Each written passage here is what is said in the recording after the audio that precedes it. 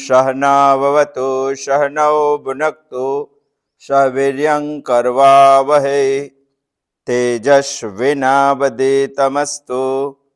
मा विद्विषावहै। ओम शांति शांति शांति। श्रुति हमें आत्मज्ञान के बारे में बता रही है। आत्मज्ञान यानी हमारा खुद का ज्ञान। सारे आयु भर पूरी दुनिया को हम समझ सकते हैं मगर खुद को नहीं समझ सकते।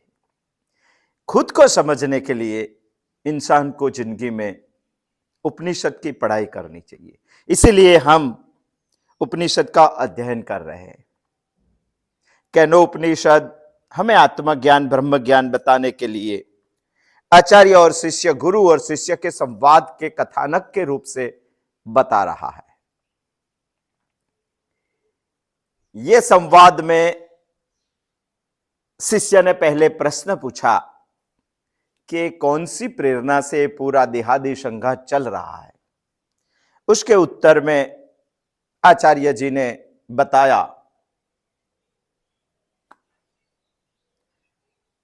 श्रोत्रस्य श्रोत्रम मनसो मनोयत। ये बताने के बाद एक आगम वाक्य भी बता दिया उसके दृढ़ीकरण के लिए। अन्य देव तद विदितात अविदितात अथो अविदितात अधि। बाद में हमें ऐसा भ्रम हुआ कि हम ये इंद्रियों से, ये मन से, ये बुद्धि से, पूरे अंतःकरण से ब्रह्म को जान पाएंगे।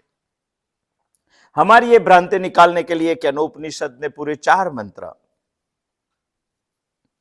पूरे 5 मंत्र इंद्रियों पे और प्राण पे बताकर, मन पे बताकर बता दिया कि ये सब वहां पहुंच सकते नहीं है, बल्कि हमें आत्मज्ञान होने के बाद बुद्धि भी वहां बंद हो जाती है। इतना जानने के बाद शिष्य ने बता दिया, यदि मन्यसे सुवेदेति दहर में वापी। मैंने ब्रह्म ज्ञान को संपूर्ण तरह से जान लिया।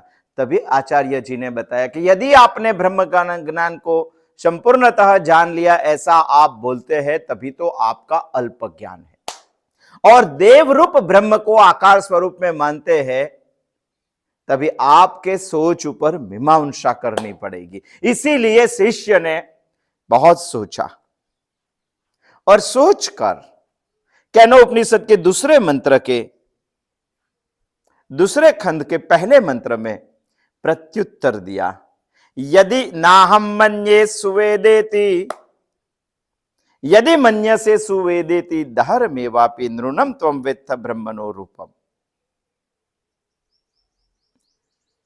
ये बताने के बाद सोचकर शिष्य ने दूसरे मंत्र में प्रत्युत्तर दिया, नाहम मन्ये सुवेदेति नो न वेदेति वेदच, यनस्तद वेद तद वेद नो न वेदेति वेदच, नो न वेदेति वेदच। इसी मंत्र में शिष्य के द्वारा पुनरुक्ति की गई है। ये बताने के बाद आचार्य ने शिष्य के ऊपर आक्षेप लगाया। कौन सा आक्षेप था? आचार्य जी ने ऐसा आक्षेप लगाया कि आप एक ही मंत्र में 2 विरोधाभास बातें कर रहे हैं। मैं ब्रह्म को जानता हूं ऐसा नहीं मानता हूं, ऐसा मैं मानता नहीं हूं।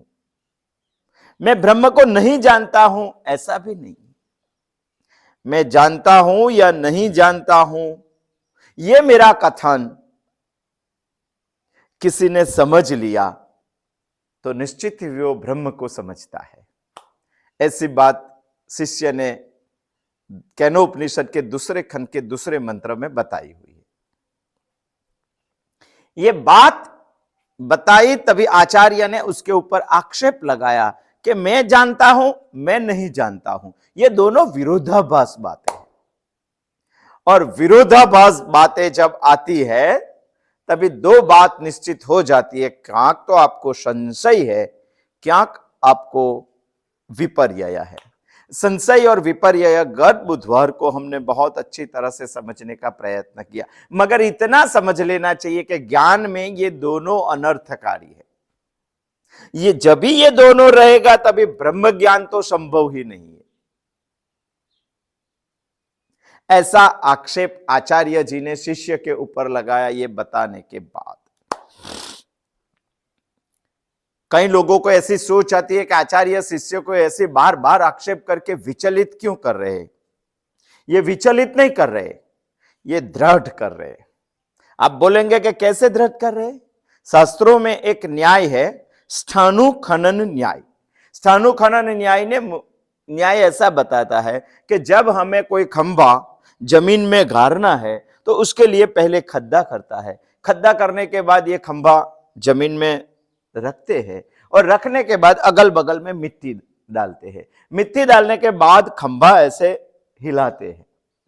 हिलाने के बाद जो डाली हुई मिट्टी वो सॉलिड हो जाती है। बाद में जगह हुई तो दूसरी मिट्टी डालते हैं। दूसरी मिट्टी डालने के बाद भी हिलाते हैं। हिलाने के बाद मिट्टी सॉलिड हो जाती है। बाद में दूसरी मिट्टी डालती है। ऐसा करके करके खंभे को इतना मजबूत कर देते हैं कि कभी कोई गाड़ा हुआ खंभा निकाल नहीं सकेगा। इसी तरह इसको बोलते हैं शास्त्र में स्थानु खनन न्याय। इसी तरह शिष्य की सोच को बहुत दृढ़ बनाने के लिए आचार्य बार बार उसके ऊपर आक्षेप या शंका करके स्थानु खनन न्याय के दृष्टि से उनको बहुत मजबूत कर रहे हैं। आचार्य की बात सुनकर शिष्य विचलित नहीं हुआ, मजबूत हो गया। उन्होंने दृढ़ निश्चय कर लिया और गर्जना करके बता दिया, एक ही वाक्य दो बार, नस्तद वेद तद्वेद नो न वेदेति वेद च, नाहं मन्ये सुवेदेति नो न वेदेति वेद च, यो नस्तद्वेद तद्वेद नो न वेदेति वेद च। ऐसी बात बता दी, गर्जना करके ये बात बता दी। हम सोचेंगे कि पुनरुक्ति क्यों की है? ये मंत्र के पहले चरण में भी ये बात आई, दूसरे चरण में भी ये बात आई, ऐसा क्यों? नो न वेदेति वेद च, मैं जानता भी हूं, मैं नहीं भी जानता हूं। ये बात शिष्य ने दो बार गर्जना करके दृढ़ निश्चय से मजबूतपने विचलित न होकर बता दी है और पुनरुक्ति की है। मैं ब्रह्म को जानता हूं ऐसा नहीं है, और मैं ब्रह्म को नहीं जानता हूं ऐसा भी नहीं है। ये बात जो जानेगा वो ब्रह्म को पूर्ण तरह से समझ पाएगा, ऐसा उन्होंने बताया। हमें यहां प्रश्न ये खड़ा होता है कि शिष्य ने गर्जना करके और पुनरुक्त होके ये क्यों बताया? नो न वेदेति वेद च, ऐसा क्यों बताया दोनों चरण में? ऐसा बताने के लिए, गर्जना करने के लिए एक कारण हमारे पास है। वो कारण है आगे आचार्य जी ने बताया हुआ ये श्रुति का आगम वाक्य। जब भी इंसान गर्जना करके कुछ बात बता रहा है तभी सोचना चाहिए कि उनके पीछे कोई बहुत बड़ा पीठबल होता है, तभी वो गर्जना करता है। ये शिष्य के पीछे कौन सा पीठबल है? ये शिष्य के पीछे आचार्य जी ने श्रुति के तीसरे या दूसरे मंत्र में बताए हुए, तीसरे मंत्र में बताया हुआ आगम वाक्य है। क्या बता रहा है आगम वाक्य? आगम वाक्य बता रहा है अन्य देव तत्विदितात,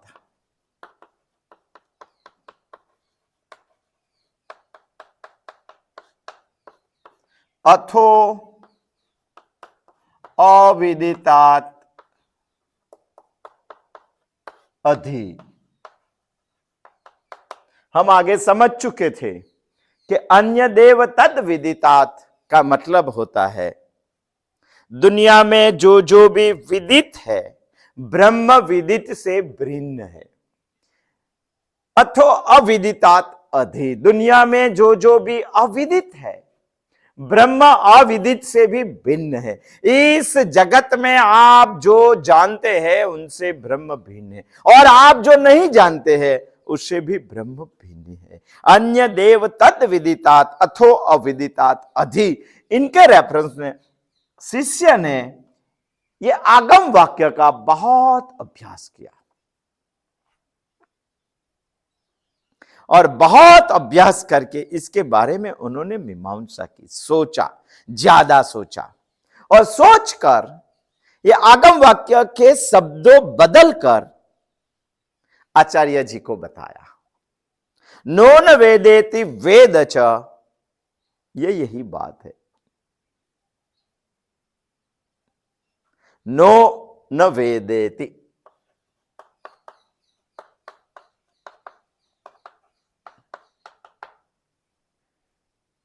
मैं नहीं जानता हूं ऐसा नहीं है। अन्य देव तद विदितात, इसका ही अर्थ है नोन वेदेति, मैं नहीं जानता हूं ऐसा नहीं है। वेद च, मैं जानता हूं ऐसा भी नहीं है। ये दोनों आगम वाक्यों को समझकर, सोचकर, इसके ऊपर बहुत सारे मीमांसा करके शिष्य ने इनके शब्दों बदलकर, आगम वाक्य के शब्दों बदलकर आचार्य जी को बता दिया।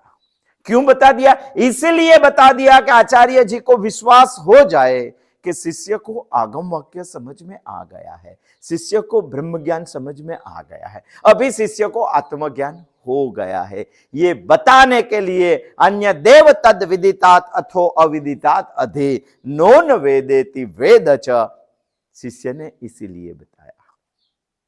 आगे के आगम वाक्य का अनुमान लिया, खुद का स्वानुभव इनके साथ जोड़ दिया, और पूर्ण समझ से आगम वाक्य के शब्द बदलकर अर्थ न बदले उसी तरह से शिष्य ने आचार्य जी को ये मंत्र में ये बात बता दी है। उसी को ही ब्रह्म ज्ञान बोलते हैं।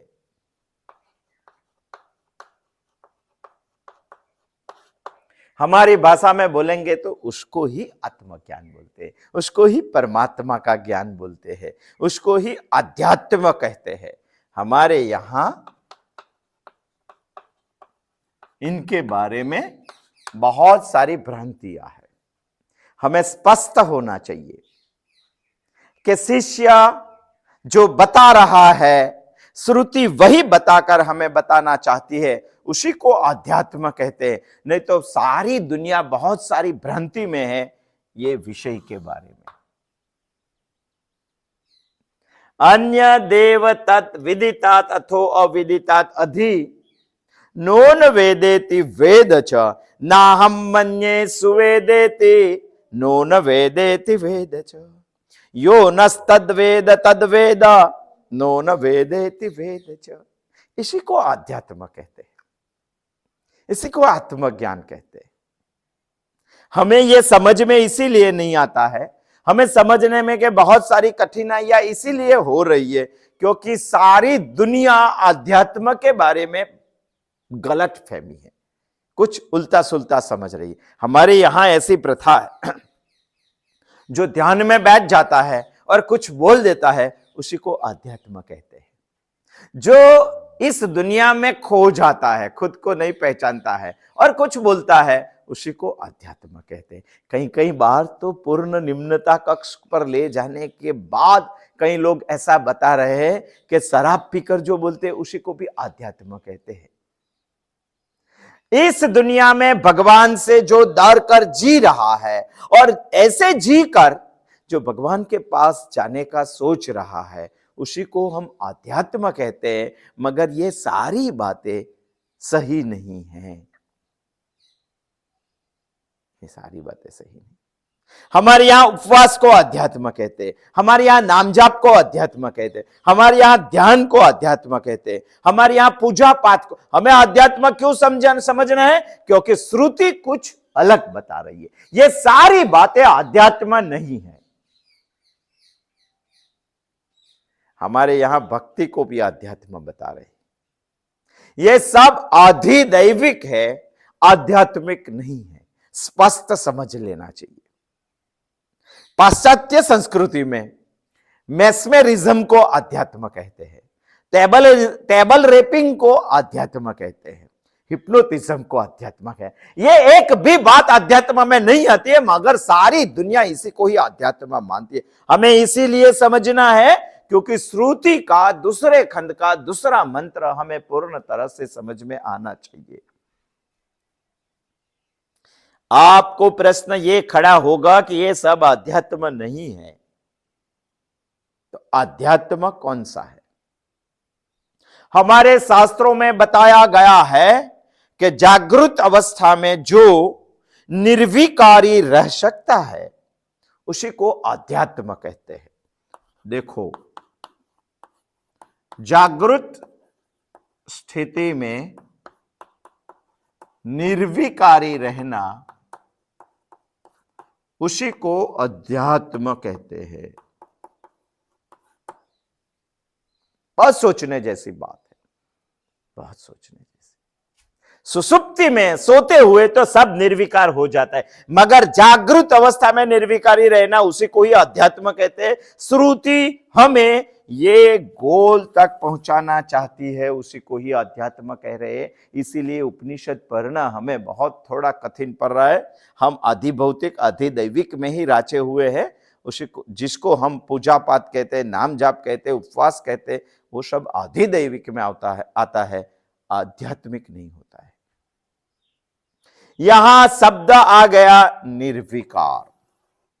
निर्विकार यानी जिसमें एक भी विकार नहीं है, ऐसे। विकार यानी इच्छा, कामना, इसके बाद में वो विकार हो जाता है। विकार को हमें निकालना है हमारे। कैसे निकाले?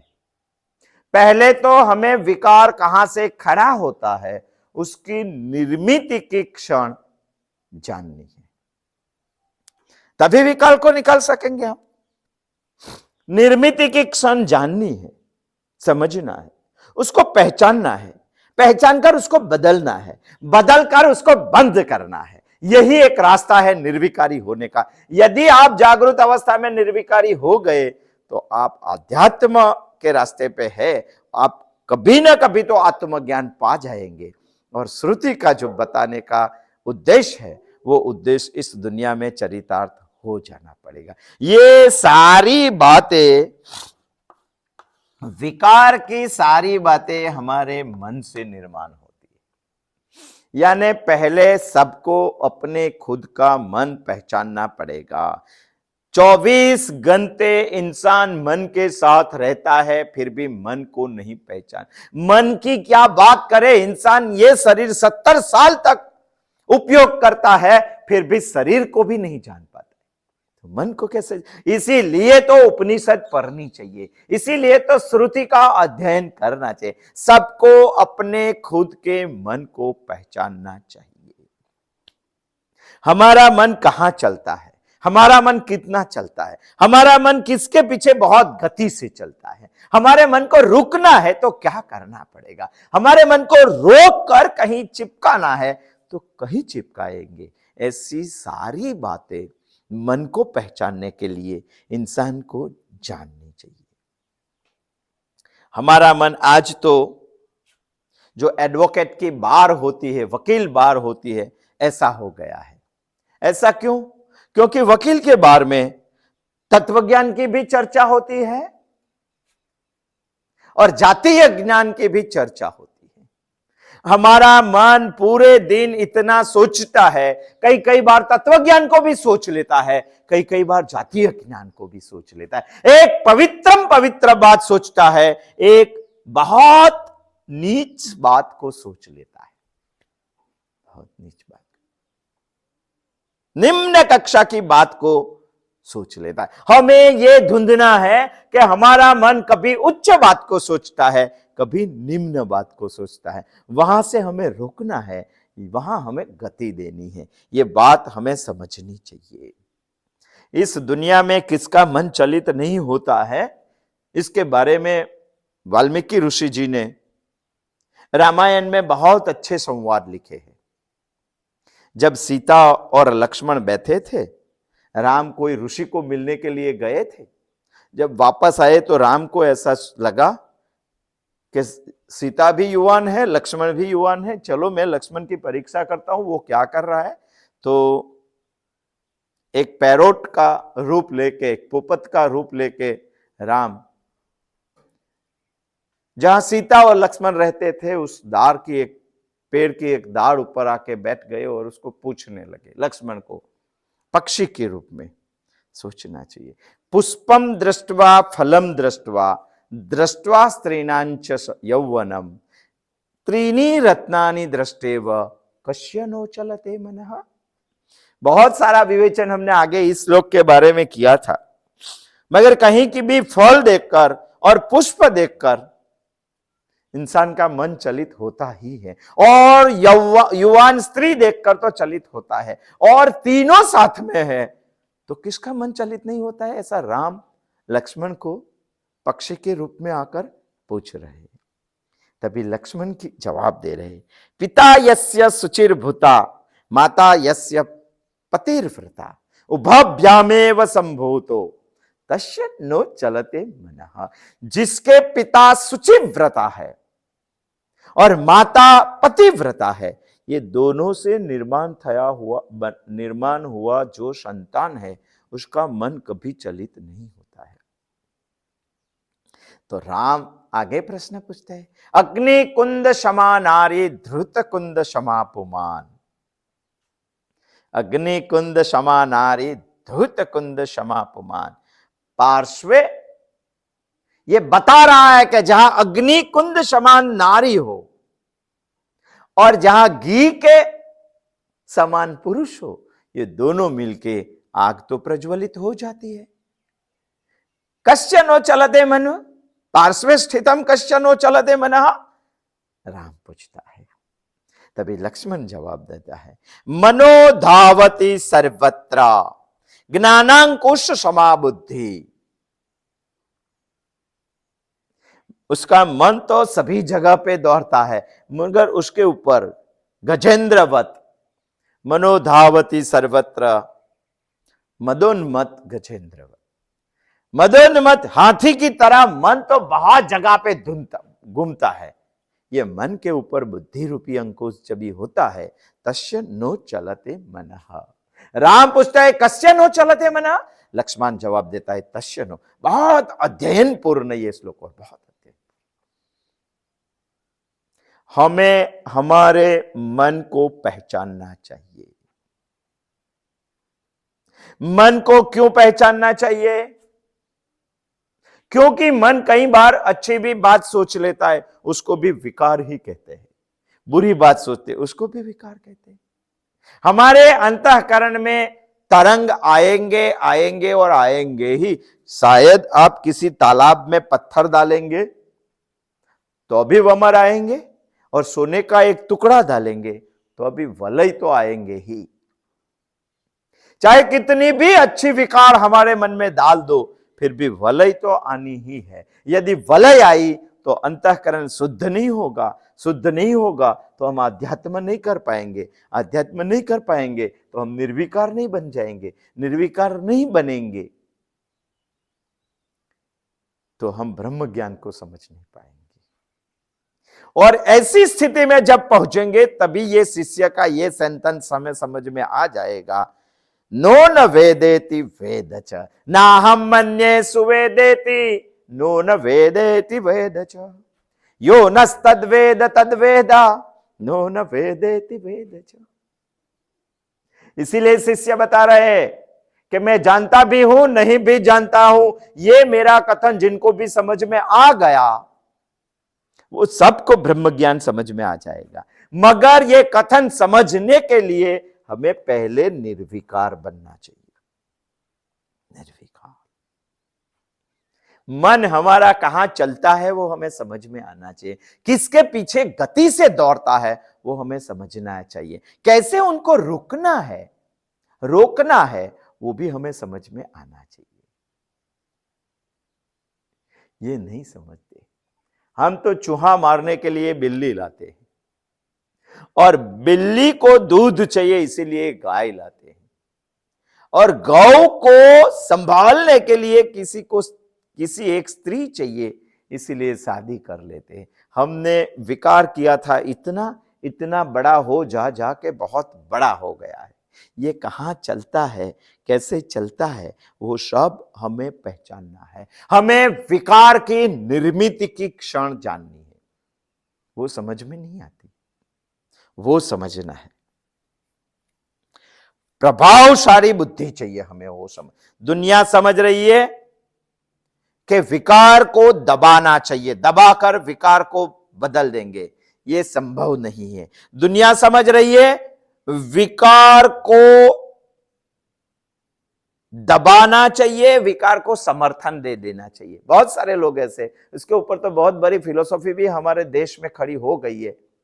जो कामना हुई उसकी पूर्तता ही कर लो, पूर्तता करने के बाद वो कामना रहेगी ही नहीं। विकार को समर्थन नहीं देना चाहिए, विकार को दबाना नहीं चाहिए, विकार की निर्भत्सना भी नहीं करनी चाहिए।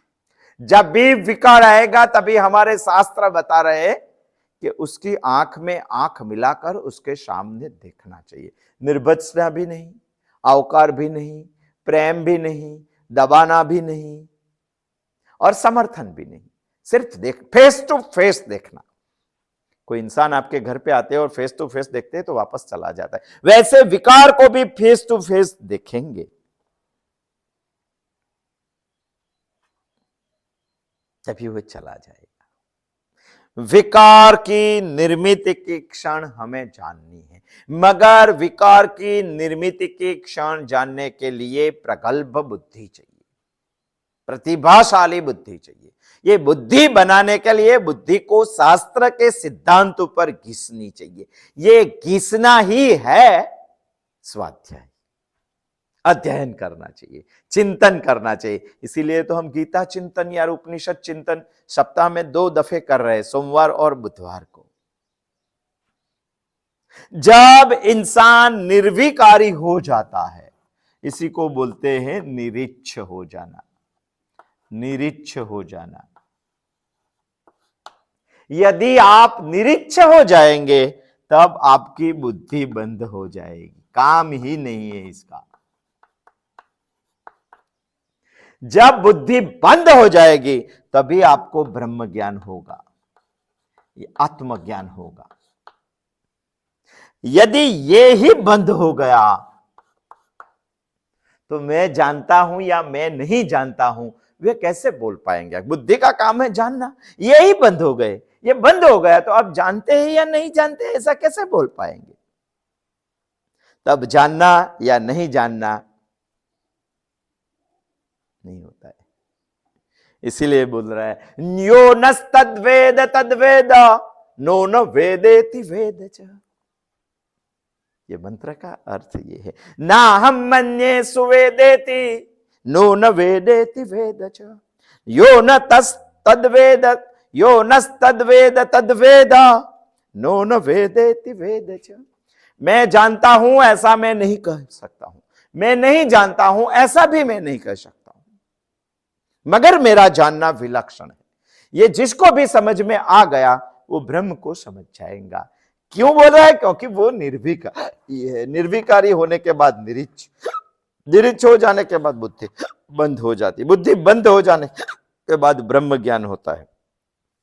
यदि बुद्धि ही बंद हो गई तो मैं जानता हूं या नहीं जानता वो कैसे समझ पाएगा।